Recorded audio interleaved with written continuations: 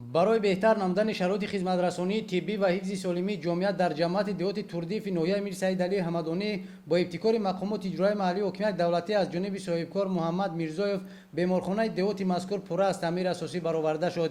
بمورخانه مذکور از 3 شعبه و 20 کد عبارت بوده آن به 11000 اهالی دهات خدمت میرساند. طور مسئولین ابراز داشتند این مؤسسه ساحه اجتماعی چند سال اخیر در حالت تعمیر طلب قرار داشت و در دایره وسعت تدبیرهای بنیادکاری و سازندگی بخشیده به استقبال جشن 30 سالگرد استقلال دولتی جمهوری تاجیکستان از نوسازی بمورخانه از ماه سپتامبر سال 2019 آغاز گردیده آن در مدت 7 ماه با جلب ساختمانچان محلی از تعمیر خوشصفت برآورده و با تجهیزات ضروری جازانیده شده است. برای دسترسی به چنین خدمترسانی طبی در این دوره در بمورخانه جماعت دهاتی داشتیگولو ноҳия نیز با دستگیری مقامات اجرایی حکومت دولتی ولایت خطان و سهم صاحبکاران کارهای نوسازی انجام داده شد.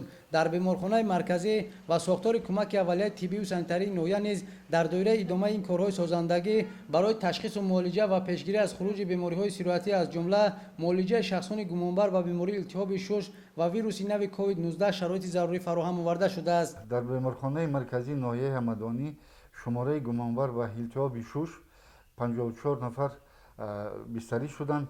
از اینها در حالت قناعتبخش 24 نفر به خانه جواب داده شده بعد گرفتن طبابت و 27 نفر دیگر در زیر طبابت در شعبه شراحتی قرار دارند. تمام سعی و کوشش و دانش و ملکه تجربه کاری خود را بر آن روانه میکنم که این بیمارانی که در شعبه شراحتی قرار و طبابت دارند با حالت قناعتبخش آورده به خانه جواب دهند.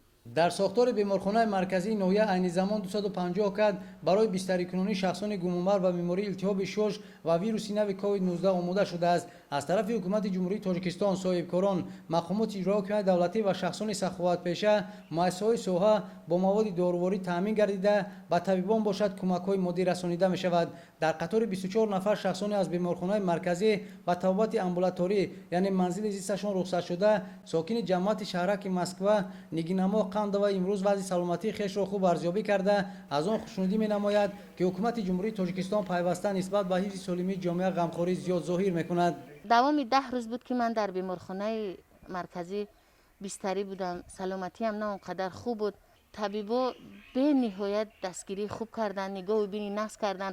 ما 5-6 نفری که در یک اتاق بستری بودیم هممون صحت شدیم و خانه های خودمون برگشتیم. و تمام مردم شریف تاجیکستان گفتنی هستم که ما باید رو افتاده نشویم، دل شکسته نشویم، به یگان گپ و خبر یگان آوازه ها راه ندهیم. ما میندار از جناب عالی هستیم که نسبت به سالمی جامعه غمخوری های زیاد میکند. در ноҳияи ҳамадонӣ برای پیشگیری از خروج این بیماری سیروتی تدبیرهای ضروری عملی کرده می شود. از جمله برای کمک به مؤسسه‌های طبی در نزد مؤسسه دولتی لیسه کسبی تکنیکی ноҳия در زمینه یک صنفخانه تعلیمی دوخت نقاب‌های طبی برآمده شده است.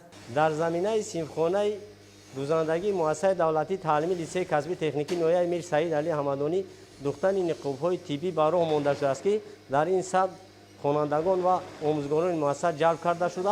همه روزه 700-800 عدد نقاب‌های طبی پیشکش مردم و مؤسسه‌های طبی گردانده می شود. رهبریت مؤسسه دولتی لیسه کسبی تکنیکی ноҳия اقدام گرفتند که با جلب هنرآموزان و کارمندان مؤسسه استحصال نقاب طبی را زیاد نمایند زیرا این صنفخانه تعلیمی با تمام تجهیزات زمانوی جازانیده شده است.